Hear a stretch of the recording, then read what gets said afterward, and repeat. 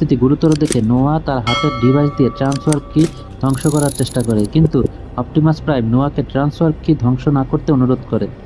Optimus প্রাইমের অনুরোধে নোয়া ট্রান্সওয়ার্প কি ধ্বংস করা থেকে বিরত থাকে, কিন্তু দুঃখজনকভাবে সেই মুহূর্তে অসতর্কতার কারণে স্কর্চ ট্রান্সওয়ার্প কি নিয়ে ইউনিকর্নের দিকে চলে যায়।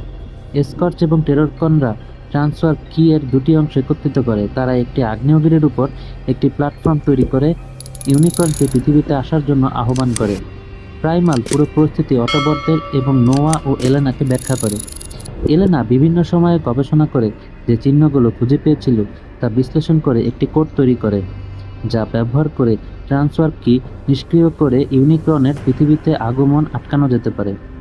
অটোবট, ম্যাক্সিমাল, এলেনা এবং নোয়া মিলে স্কর্চ এবং টেররকনদের আটকানোর প্ল্যান করে। মিরাজ নোয়া এবং এলেনাকে ট্রান্সওয়ার্প কি ইনস্টল করা প্ল্যাটফর্মে পৌঁছানোর জন্য একটি গোপন প্রবেশদ্বার খুঁজে পেতে সাহায্য করে, যাতে তারা